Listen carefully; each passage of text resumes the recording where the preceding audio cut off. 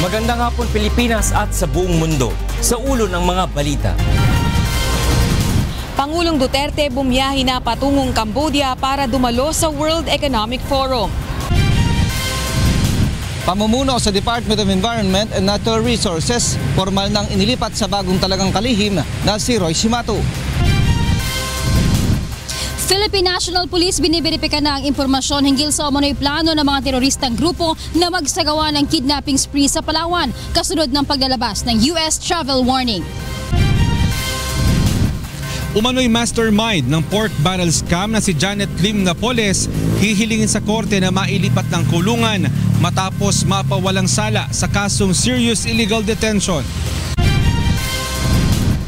Grupo ng mga kababaihan naghain ng ethics complaint laban kay Senator Vicente Soto III. Una sa ating mga balita ngayong hapon, hihilingin ng mga abogado ni umano'y pork barrel scam Queen Janet Lim Napoles na mailipat ito ng ibang kulungan upang mapawalang sala sa kasong serious illegal detention. Ito ang balita ni Monokson.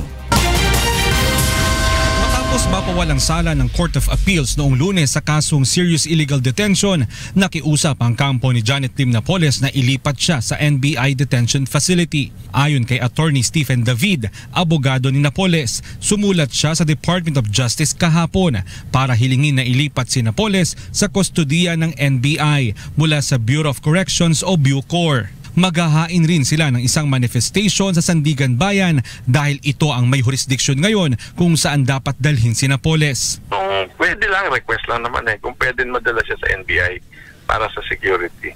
Hindi na, kasi acquitted siya Doon lang yan sa mga convicted prisoners yan Sa 5 kaso na inihain laban kay Napoles, 2 lamang ang napagbigyan na siya ay makapagpiyansa, habang ang 3 plunder case na sangkot ang 3 senador ay hindi pinayagan ng Sandigan Bayan.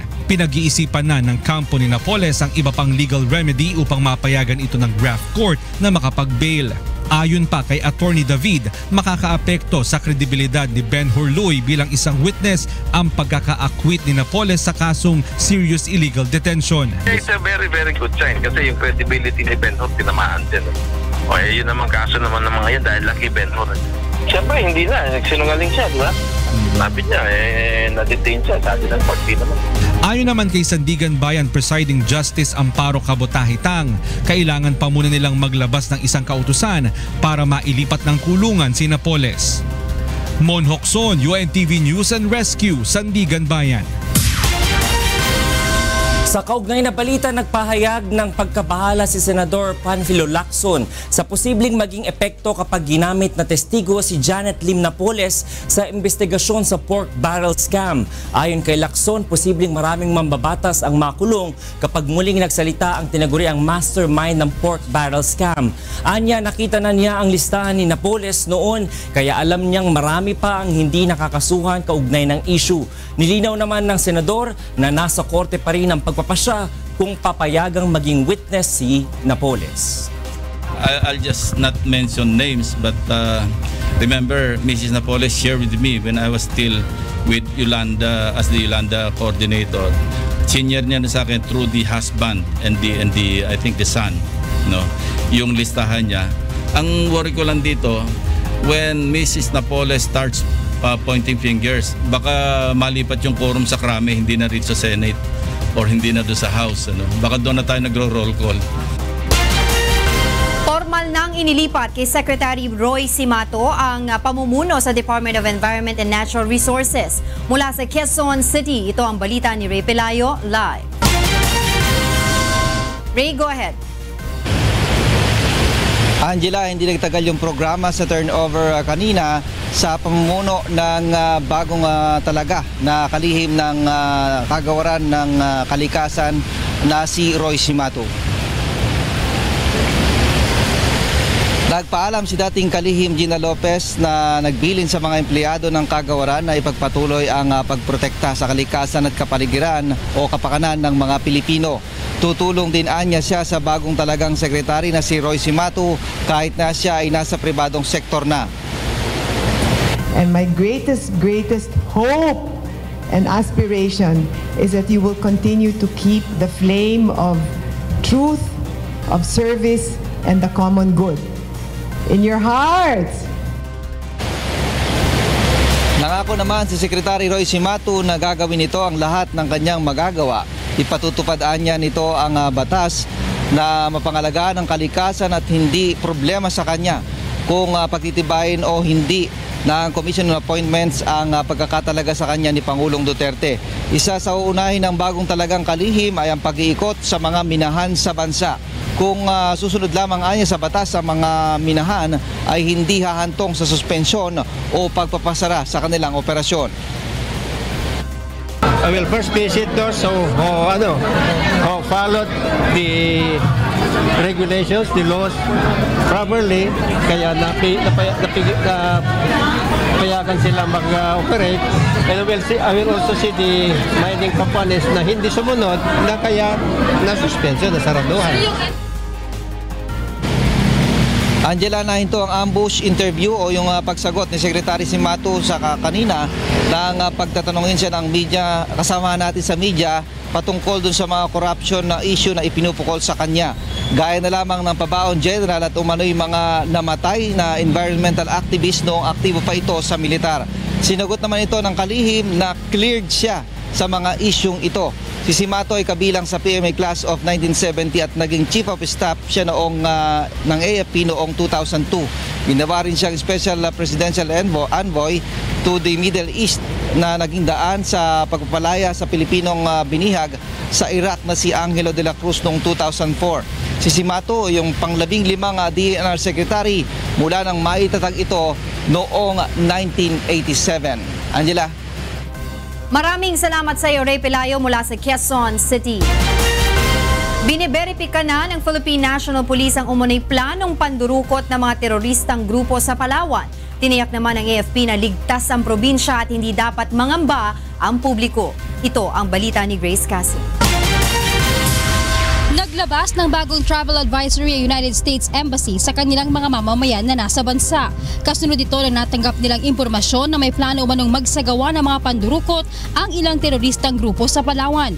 Partikular na pinaiiwas ang mga US citizens sa pagpunta sa Puerto Princesa City at sa mga lugar na malapit sa Puerto Princesa Subterranean River National Park. Kasalukuyan namang binavalidate ng Philippine National Police ang impormasyon ayon sa tagapagsalita nitong si Police Chief Superintendent Junardo Carlos. Sa amin po, once validated, we will communicate it and take necessary security measures or steps. Samantala, nagsagawa na ng interagency meeting ang Western Command ng Philippine Army na tiyak na ligtas ang Palawan para sa mga lokal at dayuhang bisita. Nananatili rin silang naka-heightened alert. Maliban umano sa Coast Guard patrol boats, nakabantay rin sa baybayin ng Palawan ng Marines at Navy. Maging ang Philippine Air Force helicopter ay regular din umanong nagpapatrolya sa lugar.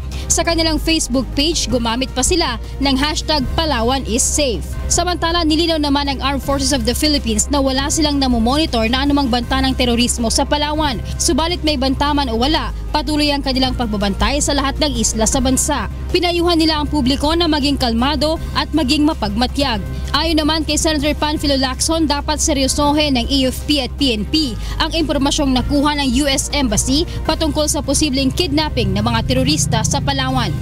Past experience will tell us na pagka merong advisory na ganon, it's not just parang flap from thin air kasi may pinagbabasihan yan. Grace Casin, UNTV News and Rescue, Camp Crame. Naghahanda naman ang lokal na pamahalaan ng Quezon City sa banta ng terorismo sa mga matataong lugar.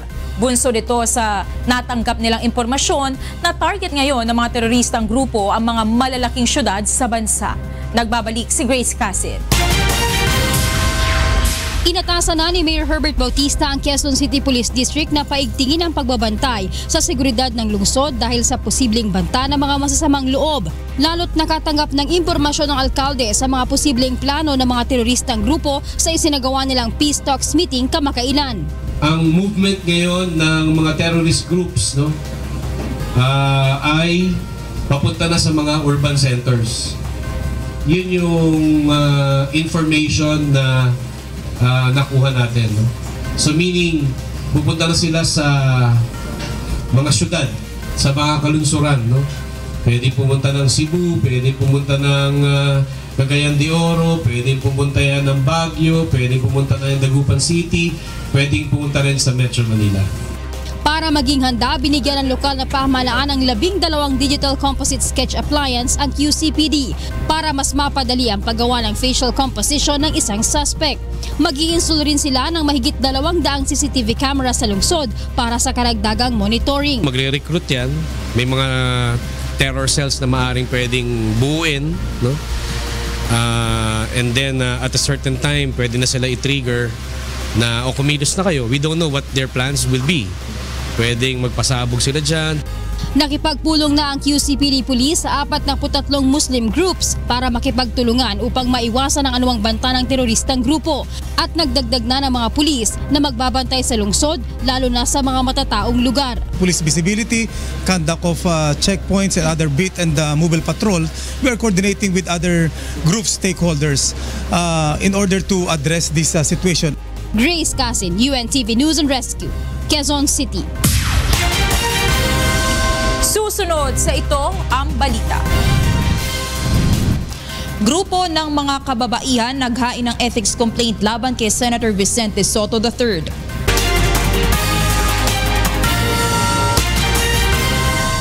Ipinai-inhibit ng ilang leader ng women's group si Senador Vicente Soto III sa proceedings ng ethics complaint matapos nila itong sampahan ng reklamo ngayong araw. Ito ang balita ni Joyce Balancio. Merong sa in the strict language, when you have children and you are single, ang tawag doon na ano lang. Sinampahan ng mga leader ng women's group si Majority Floor Leader Senator Tito Soto ng ethics complaint kanina. Kaugnay ito sa umunay biro ng senador kay Department of Social Welfare and Development Secretary Judy Taguiwalo as solo parent noong sumalang ito sa confirmation hearing ng Commission on Appointments. Matapos umani na batikos, nag-apologize ang senador sa publiko pero hindi ito tinatanggap ng grupo. Ang apology niya ay hindi totoong apology. Kasama sa kanyang pananalita ay ang pag-attribute dito bilang street language. Hindi kami naniniwala na ang lahat ng mga nasa kalsada ay ganito ituring ang mga kababaihan. Nais ng women leaders na mapatawa ng sanksyon ng CA si Soto at mag-inhibit rin ito sa proceedings ng Ethics Committee. Bagaman di nila pinangalanan sa reklamo, gusto rin nila mapagsabihan ang mga miyembro ng CA na anila tumawa sa naging biro ng senador.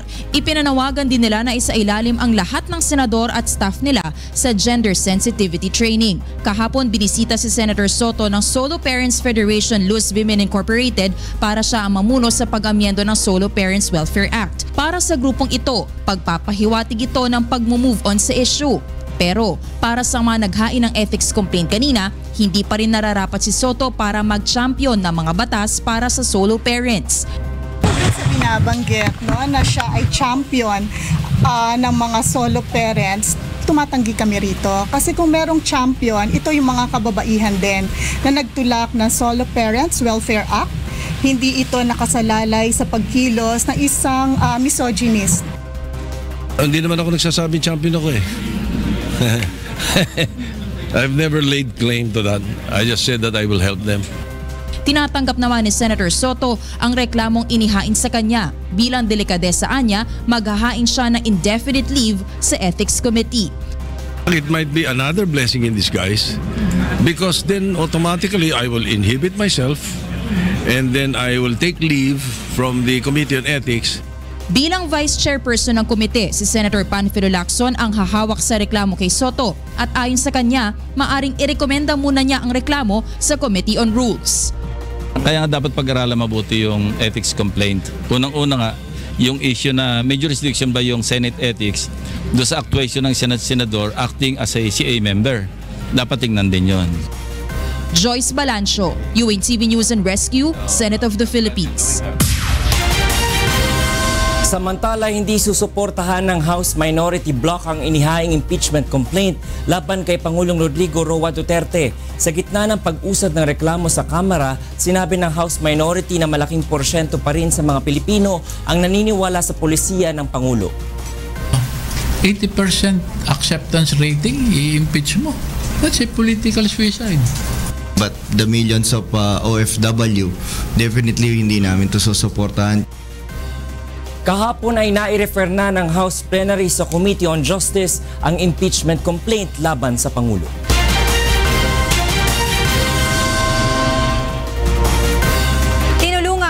UNTV News and Rescue Team, ang Bulacan Provincial Disaster Risk Reduction and Management Office, ang dalawang pasahero ng isang jeep na bumangga sa nakaparadang truck sa Balagtas kaninang madaling araw.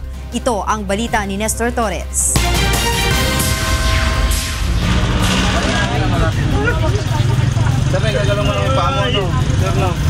Umiiyak sa sakit ang 28 anyos na si Richard Acosta nang madatnan ng UNTV News and Rescue Team.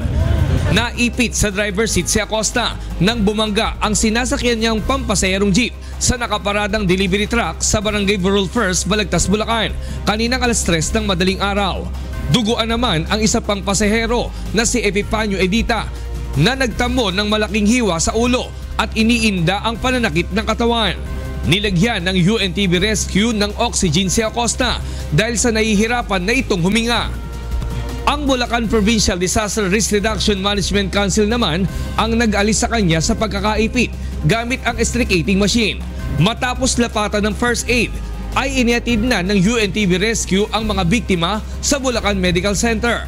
Ayon sa nakasaksi, mabilis ang takbo ng pampasaherong jeep bago mangyari ang aksidente. Ang bilis ng takbo niya. Tapos pagtingin namin, ang lakas na impact, talagang bug. Tapos pagtingin namin, ganyan na, pipina yung unahan niya, tapos tumakbo kami pa ganun. Mabilis siya dahil halos total wreck yung sasakyan. Napakalaking tulong ng UNTV. Minsan nauna pa sila.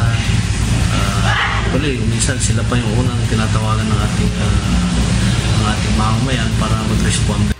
Pinaghahanap na ng Balagtas PNP ang jeepney driver na si Ramil Manalad na posibleng maharap sa patong-patong na kaso. Nestor Torres, UNTV News and Rescue, Bulacan. Umusad na sa mababang kapulungan ng Kongreso ang panukalang pagkakaroon ng National Identification System.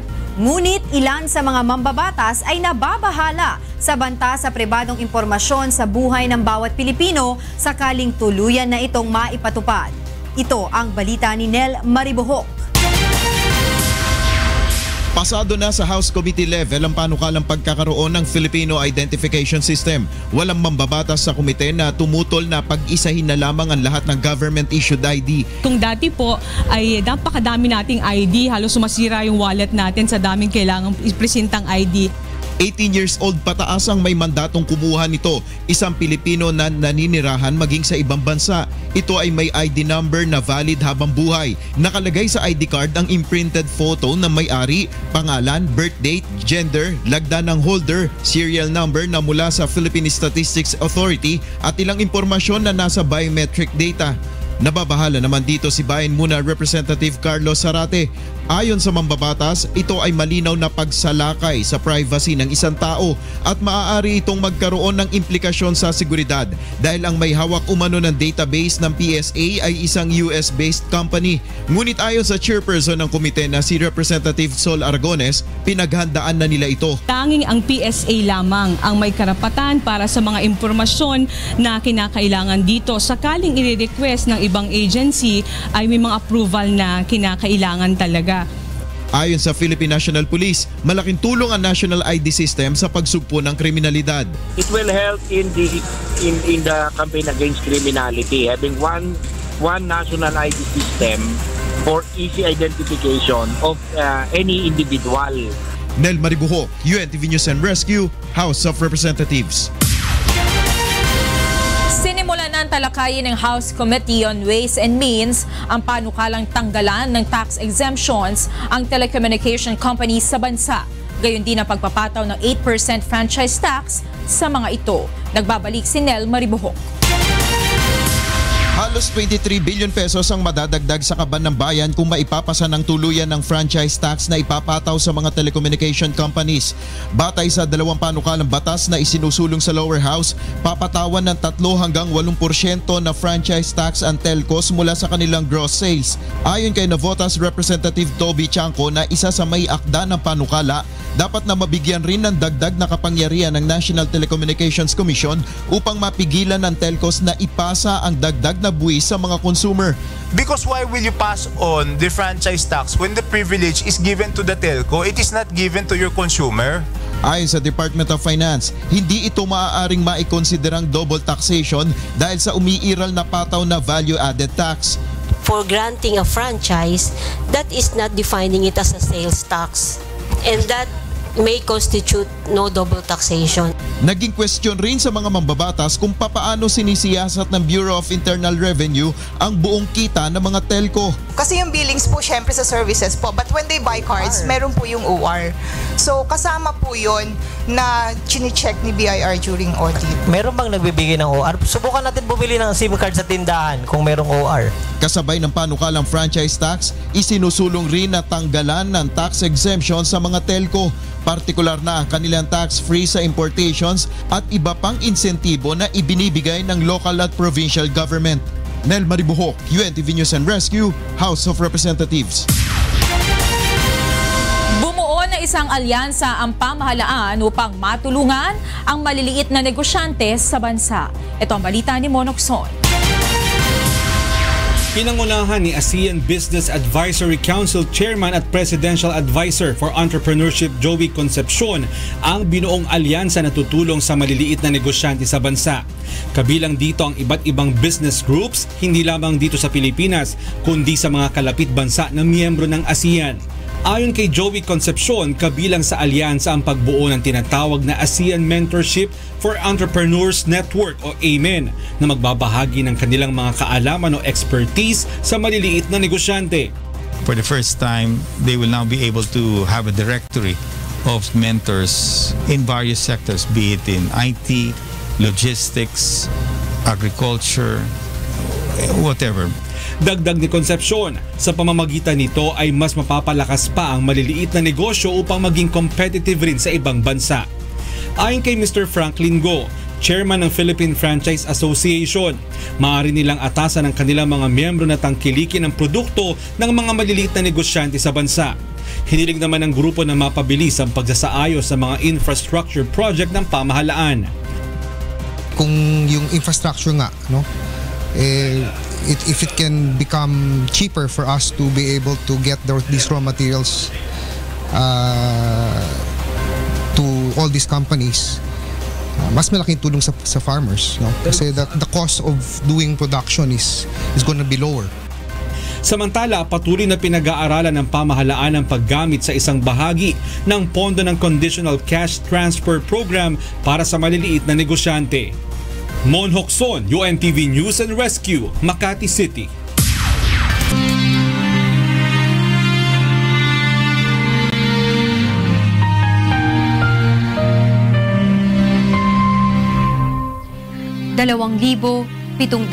at 25 araw na po ang nakalipas. Mula nang maganap ang malagim na Maguindanao Massacre. Ngunit hanggang ngayon ay naghahanap pa rin tayo ng katarungan sa mga biktima ng malagim na krimen. At sa tila madilim na hinaharap ng kaso, hindi po bibitiw ang UNTV sa labang ito hanggang makamit ang katarungan hindi lamang para sa aming 4 na kasamahan kundi sa lahat ng mga biktima ng karumaldumal na pamamasla. Susunod sa ito ang balita. Pangulong Duterte bumiyahe na patungong Cambodia para dumalo sa World Economic Forum. Paniningil ng parking fee sa mga motorista sa service road sa Ross Boulevard, binatikos ng MMDA.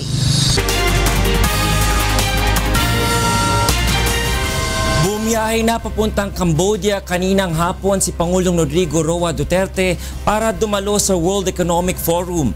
Ngunit bago siya umalis, inanunsyo muna niya ang mga susunod na kalihim ng Department of Foreign Affairs o DFA at ng Department of the Interior and Local Government o DILG. Mula sa Pasay City, itong balita ni Rosalie Cos live. Rosalie, go ahead.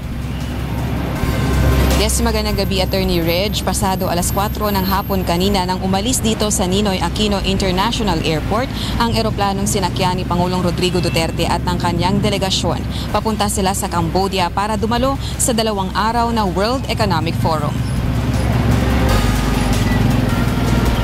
Ngunit bago siya umalis, inanunsyo muna niya ang kanyang newly appointed department secretaries. Ito ay sina Senator Alan Peter Cayetano para sa Department of Foreign Affairs at ang incumbent Chief of Staff ng Armed Forces of the Philippines na si General Eduardo Año na susunod namang kalihim ng Department of the Interior and Local Government.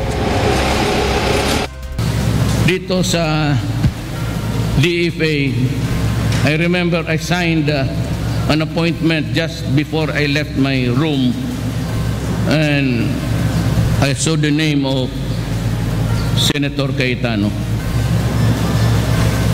sa DFA. You signed it today, sir, before you left? No, itong hapon lang na to.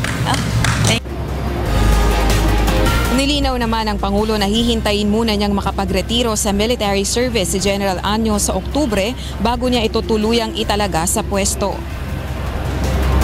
You need somebody who knows the police by the fingertips, so Visan. Kailangan yan, puro ano lang yan. And then, we have a problem with terrorism. Inihayag din ng Pangulo na sarili niyang desisyon ang pagtatalaga sa social media writer at avid supporter niyang si Mocha Uson bilang Assistant Secretary ng Presidential Communications Office. At utang na loob ko yan sa kanila because they offered their services free. At the time when wala akong pera, because they believe in me. Now it's my time to believe in them. And you can listen to her, you can debate with her. Tignan mo yung Facebook, and she can have a very structured mind. So what's the problem? Samantala sa World Economic Forum bukas sa Cambodia, ilulunsad ng Duterte administration ang Build Infrastructure Plan nito. Ito ang unang pagkakataon na ipepresenta ang programang pang-infrastruktura ng Philippine government sa international community. It will be the first launch internationally of the Build program, otherwise known as Dutertenomics, and announcing it to investors as well as to the international media. Magkakaroon din ng pagkakataon ng Pangulo na makaharap ang ibang heads of state and government, top chief executive officers ng private companies at regional stakeholders sa magkakaibang sesyon ng World Economic Forum sa Cambodia bukas ng hapon. Layo nitong maipromote pa rin ang ekonomiya ng Pilipinas para mahikayat ang mas maraming mamumuhunan sa bansa. In my engagements, I shall observe and expect full respect for sovereign equality. Only by doing so will we be able to advance our national interest and collectively push with our partners efforts to sustain growth, security, and stability in the region. Attorney Reg, sa May 16 na inaasahang bumalik ng Pilipinas si Pangulong Duterte dahil bibisitahin niya ang Filipino community sa Hong Kong.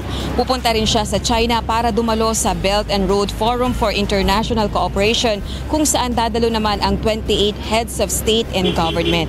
Kasama ng Pangulo sa biyahe ang kanyang partner na si Hanilet Avancenia at ang kanyang anak na si Kite Veronica. Ayon sa Pangulo, ito ay upang matulungan siya sa pag-take ng kanyang regular medications at panahon din naman ngayon ang bakasyon. Balik sa iyo, Attorney Reggie. Maraming salamat, Rosalie Cos. Nagulat ang live mula sa Pasay City.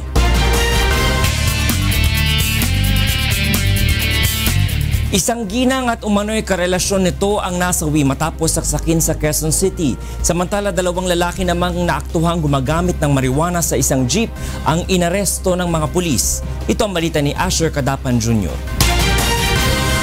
Patay ang 48 anyos na ginang at umano'y kalaguyo nito matapos saksakin sa Quezon City pasado alas 12 ng madaling araw kanina. Ayon sa ilang kapitbahay, umuwi ng bahay ang asawa ni Marilu Bulatag na si Bernardo Tolitol galing probinsya. Dumating yung tunay na asawa, kumakatok ng malakas sa pinto, patay ang ilaw. Bukas na yung pinto, pumasok na yung lalaki. So, alam ko na asawa niya yun, kaya hindi na namin sa pinansin. Ilang sandali pa ay nakarinig umano sila ng boses ng nag-aaway sa loob ng bahay. Sa salaysay naman ng suspect, napilitan siyang manlaban dahil tinangka umano siyang suntukin at saksakin ng karelasyon ng kanyang asawa. Agad naman itong sumuko matapos ang insidente at nakakulong ngayon sa QCPD Station 6. Sa inisyal na ulat ng pulisya, sinaksak ng maraming beses ang mga biktima gamit ang isang gunting. Samantala, 2 lalaking naaktuhang gumagamit umano ng marijuana sa loob ng isang jeep sa Barangay Immaculate Concepcion sa Quezon City ang inaresto kagabi. Ayon sa mga pulis, nagsasagawa sila ng surveillance operation sa lugar nang makita sina Julius Alcantara at Joshua Ocampo na humihit-hit ng marijuana. Nanlaban pa umano ang isa sa mga lalaki nang hulihin ng mga pulis, kaya nagtamo ng mga sugat ang 2 undercover agent ng QC Police Station 10. Nakuha sa mga suspect ang isang glass tube pipe at ilang pakete ng hinihinalang marijuana. Actually, hindi sila yung target ng operatiba doon. Mayroon silang binabantayan talaga doon na nasa watchlist natin. At itong nandun sa loob ng jeep, inadaanan lamang ito. Wala pong alam dyan, sir. Samantala, huli naman sa akto ng pagbebenta at pagbili ng iligal na droga ang 4 na lalaki sa Malate, Maynila alas 2 kaninang madaling araw. Kinilala ang naaresto na si John Xavier Reyes alias John John. Na-recover sa suspect ang 50 sachet ng hinihinalang shabu na tinatayang nagkakahalaga ng 50,000 piso. Nakuha rin sa kanya ang ilang drug paraphernalia at 3,000 pisong marked money. Dati nang sumuko sa Oplan Tokhang si John John, ngunit hindi pa rin umano tumigil sa pagbebenta ng iligal na droga. Sa barangay nila, ito yung isa sa malakas magbenta ng iligal na droga, itong alias John John. Kasama ring inaresto ang 3 buyer nito na si Rafael Castillo at Gabriel at Amalia Bisnar. Asher Cadapan Jr., UNTV News and Rescue, Philippines. Naghain ng reklamo sa Office of the Ombudsman ng Commission on Human Rights o CHR kaugnay ng natuklasang umanong secret cell sa Station 1 ng Manila Police District o MPD. Sa isinumiteng complaint, nais ng CHR na masampahan ng kasong kriminal at administratibo ang ilang tauhan ng MPD, partikular na ang dating station commander nito na si Superintendent Robert Domingo. Noong April 27 na diskubre sa surprise inspection ng CHR ang nasabing lihim na selda kung saan umano ilang araw nang nakadetain ang nasa 12 preso. Umaasa rin ng CHR na makikipagtulungan ang Philippine National Police upang mapanagot ang mga nasa likod ng pagkakaroon ng secret cell na ipinagbabawal sa batas.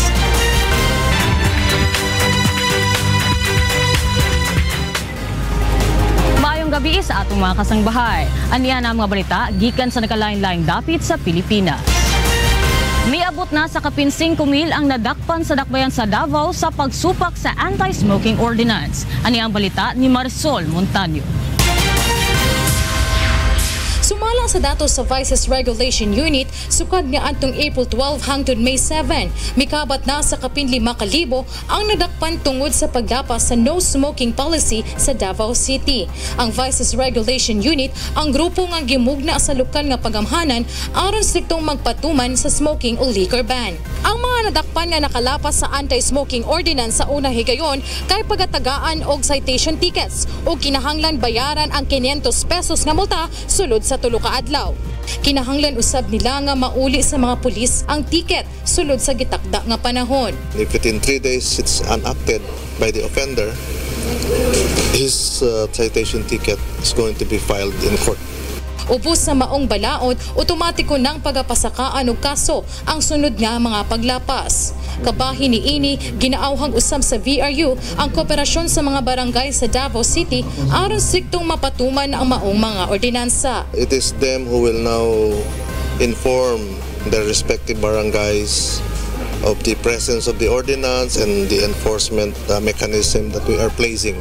Hugot usab nga ginabawad ang pamaligya og tobacco products sa mga barangay. Kauban sa pagbutang og no smoking signages sa mga eskwelahan o opisina, magbutang usab og mga dagkong no smoking billboards sa mga pampublikong lugar. Marisol Montaño, UNTV News and Rescue, Davao City.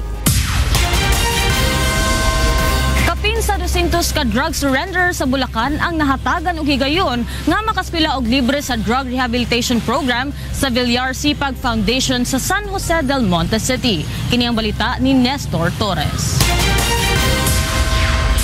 Binuksan na ng Sipag Villar Farm School ang kauna-una nitong community-based drug rehabilitation program para sa mga dating nalulong sa illegal na droga. Unang sasailalim dito ang mahigit sa 200 drug surrenderer mula sa bayan ng Angat, Norsagaray, Marilao at San Jose del Monte City. Tuturuan sila ng pagtatanim ng gulay sa loob ng 3 buwan. o katumbas ng 12 sesyon ng pag-aaral. Ayon kay Senador Cynthia Villar, paraan ito upang matulungang magbagong buhay ang mga dating gumagamit ng bawal na gamot. Basically crops. Kasi gusto natin magagawa nila kahit sa bahay nila. Alam mo, it has been proven na agriculture is a good therapy for drug surrenderies. Tuwing Sabado ay hahatid sundo ng PNP sa kani-kanilang barangay ang dating drug dependents para makapag-aral sa farm school. Nagpasalamat naman ang mga drug surrenderers sa pagkakataong ibinigay sa kanila. Magtanim-tanim dito para kung ano yung maani dito, sabi nga ng Cynthia Villar, aanin din, di ba? Para makapag-aral, makalimit nga sa droga. Bibigyan din sila ng spiritual at legal advice at healthcare check-up ng DOH. Lahat po ng nag-surrender po rito, either user or pusher, ay sila po ay may pagkakataon na mag-attend po ng ganitong oportunidad at baguhin nga ang kanilang buhay. Naniniwala naman ang pamahalang lokal na malaking tulong ang programa upang mabawasan ang mga gumagamit ng bawal na gamot sa lalawigan. Napakahalaga ito sapagkat ang pinaka-objective naman ng paglilingkod natin maging sa pamahalaan, yung paglingkuran yung ating mga kababayan. Bigyan ng ibalik yung kanila, lalo na yung mga namumroblema, ibalik yung kanilang pagkatao. Sa Agosto, inaasahang magtatapos ang drug rehabilitation sa Villar Farm School. Nestor Torres, UNTV News and Rescue, Bulacan. Unang adlaw pa lang sa enrollment alang sa mga grade 11 o 12 sa Baguio City National High School. Apan duha ka track subjects na ang napuno dayon sa mga enrollees. Si Grace Doctolero sa Mao Report. Nagruginte enrollment para kadagiti grade 11 ken 12 ijay Baguio City National High School. Ngam umunapay laing aldaw saradon nga dagos ti duwa nga track subjects nga accounting ken business management ken humanities ken social sciences gapo ti kinaadu ti enrollees. Kuna ti mangidadaulo ti pagadalan ket mabalin nga isu ti maysa nga pagapuan ti kinaadu nga transferee aggapo ijay private schools ket limitado iti maited nga voucher kadagiti agad-adal. Siguro ito lang, nagdadagsahan sila sa public because of their experience sa voucher doon sa private. Kasi 17,000 lang yung voucher tapos magbabayad sila ng masigit pa sa ibang universities. Ket dagiti dadto mapay nga estudyante nga haan nga nakaabot ijay duwa nga subject ket mapilitan da nga nangala iti sabali nga track course. Medyo mabagal lang talaga yun kasi ini-interview pa sila dun sa loob dahil nga may mga courses na hindi na ino-offer na syempre yun na yung gusto ng bata. Since hindi na ino-offer, mag-iisip pa yung bata pagdating dun sa loob kung anong course yung kukunin niya. Naubusan na po kasi ng slots. Puno na po. Kaya nag-switch na lang po ako sa ABM. Pero ano naman po, second choice ko rin naman po kasi yung ABM kaya okay lang rin. Kunapay ti mangidadaulo ti pagadalan ket aging 50 nga estudyante kada classroom. Iti maximum nga robeng nga bilang ti estudyante tapno mabantayan ti maestra tunggal may agad-adal. Awawisen damet dagiti dadto mapay nga senior high schools nga estudyante nga saan nga nakaabot jay napili da nga track subject nga padasen da jay sa bali nga public and private high schools. Grace Doctolero, UNTV, damdamag kan Panangalaw, Baguio City. Na-turnover na sa Philippine Air Force ang dalawa pang bagong FA-50 fighter jet mula sa bansang Korea ngayong araw. Ito ang balita ni Brian Lacanlale. Formal nang tinanggap ng Philippine Air Force ang karagdagang dalawang FA-50PH fighter jet mula sa bansang South Korea. April 20 pa lumapag sa Clark Air Base ang fighter jets na may tail number na 009 at 010. Ito na ang ikalimang batch ng fighter aircraft na dumating sa bansa mula sa kumpanyang Korean Aerospace Industries. Yung FA-50 lumabas siya na pinakamataas doon sa assessment namin sa lahat ng mga lead-in fighter training aircraft. Number 1, supersonic siya. Number 2, meron siyang radar. Tapos number 3, capable na siya ng mga bagong munitions such as missile and laser-guided missile. May kakayahan itong mag-launch ng air-to-air missile, air-to-ground missile, meron din itong radar at mas mabilis kaysa speed of sound. Sa ngayon ay gagamitin muna ang fighter jets sa pagsasanay ng mga Air Force pilot sa paggamit ng 4th generation aircraft. Ang impact nito sa Air Force bumalik na tayo sa supersonic age, no? At ngayon nag-train tayo ng mga piloto para sa future. Taong 2005 pa huling gumamit ng supersonic jet ang Air Force nang iretiro ang F-5 Freedom Fighter Jet. 12 fighter jets ang binili ng Administrasyong Aquino na nagkakahalaga ng 18.9 billion pesos mula sa Korea Aerospace Industries na bahagi ng modernization program para sa militar. Bago matapos ang taon, inaasahang makumpleto na ito. Asher Cadapan Jr., UNTV News and Rescue, Philippines. Ng Metropolitan Manila Development Authority o MMDA na hindi dapat pagbayarin ng parking fee ang mga motoristang pumaparada sa service road ng Roxas Boulevard. Ito'y matapos na mapag-alaman ng ahensya na may ilang mga naniningil sa lugar alinsunod umano sa kautusan ng Manila City Government. Itong palita ni Joe Anano.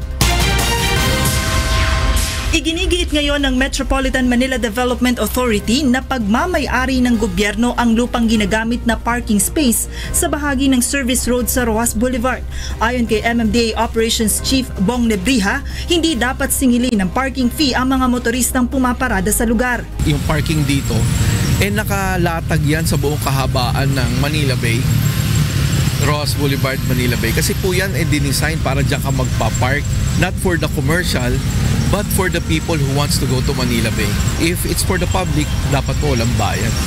Matapos ang isinagawang clearing operation kahapon, muli na namang bumalik kaninang umaga ang mga sasakyan na iligal na nakaparada sa bahagi ng Quirino Avenue sa Maynila. Sa isinagawang operasyon ng MMDA, napag-alamang may mga naniningil sa mga pumaparada sa lugar alinsunod umano sa kautusan ng city government, bagay na nilinaw ng ahensya sa lokal na pamahalaan ng Maynila. Sabi po ng taga-local government na may restriction pala yung parking yung provision na yun, it can be revoked anytime if the government needs the space. Muli ring pumwesto kanina ang ilang mga nagtitinda na umuokupa sa bangketa. Kasi ito lang naman po kasi ang hanap buhay namin. Dito namin kinukuha yung namin sa pamilya namin, sa mga anak namin. Plano ng MMDA na ilipat rin ang mga ito sa Southwest Integrated Terminal, subalit sa ngayon ay prioridad muna nilang mailipat ang mga nagtitinda sa Baclaran. Inihain na rin kanina ng MMDA ang notice order sa isang construction site na ginawang tambakan ng kanilang materyales ang 2 lane ng service road. 3 araw ang ibinigay na palugit sa contractor upang bakantihin ang kalsada. Target ng MMDA na matapos ang pagsasaayos sa service road ng Roxas Boulevard hanggang sa katapusan ng buwan ng Mayo. Umapila naman ang ahensya sa mga lokal na pamahalaan na sa halip na gawing negosyo ay tulungan na lamang sila sa pagdidisiplina at mapanatiling maayos sa mga kalsada sa kapakanan ng mga motorista. Joe Anano, UNTV News and Rescue, Manila.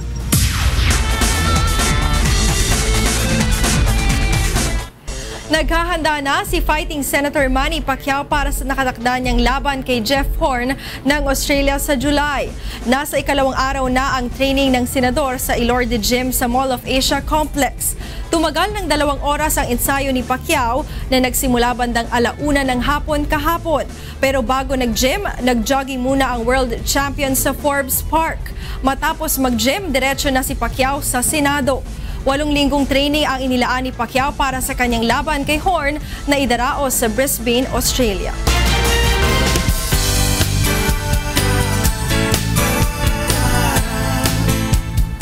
Mahigit 700 taga Baguio City ang napaglingkuran sa libreng medical, dental at legal mission ng UNTV at Members Church of God International. Ito ang balita ni Bradley Robusta. Maaga pa lamang ay tagsa na ang mga kababayan natin sa Egrot Park, Baguio City. Ngunit hindi para mamasyal, kundi upang sadyain ang isinagawang medical mission ng UNTV at Members Church of God International. Marami sa mga ito ang mahihirap lamang at walang kakayahang makapagpagamot sa doktor. Tulad na lamang ng pamilya ni Aling Rizel. Salamat sa Diyos at natulungan kami ni Brother Eli at ni Brother Daniel sa pagpapacheck up sa akin at sa aking mga anak. Nabigyan po kami ng libreng gamot. Yung isang anak ko may ubo at saka sipon. Yung isang anak ko naman may allergy. Tapos yung ganun. Ako naman po mayroon din pong tonsillitis. Nabigyan po kami ng mga gamot, ganun, tsaka vitamins din. Sinamantala naman ng ilang kabataan ang bakasyon upang makapagpatuli ng libre. Salamat po dahil tinuli kami ng libre tapos may libre na rin pong gamot, tapos may pagkakataon na kaming natulin. Kabilang sa mga medical services na alok ng grupo ay ang free medical at optical consultation, libreng bunot ng ngipin at mayroon ding ipinamimigay na gamot at bitamina. Katuwang naman ang UNTV at MCGI sa medical mission ang UP Sigma Kappa Pi Fraternity na nagsagawa ng libreng HIV screening. Samantala, bukod sa medical services, natulungan din ng ilang mga kababayan natin na mayroong problemang legal. Sa kabuuan, umabot sa mahigit 700 kababayan natin sa Baguio City ang napaglingkuran sa medical, dental at legal mission na hatid ng UNTV at members Church of God International. Bradley Robuza, UNTV News and Rescue, Baguio City. At yan ang ating balita sa sports at public service ngayong gabi. Ako po si Talia Vier. Balik sa inyo, Atty. Nesh, Angela, and Monica. Maraming salamat, Talia. At yan po ang naging kabuuan ng ating balitaan ngayong gabi. Aming inilahad ang buong katapatan kung paano namin nasaksihan. Kayo po'y makapagtitiwala ng aming nakita at narinig ang aming ibinabalita. Magandang gabi.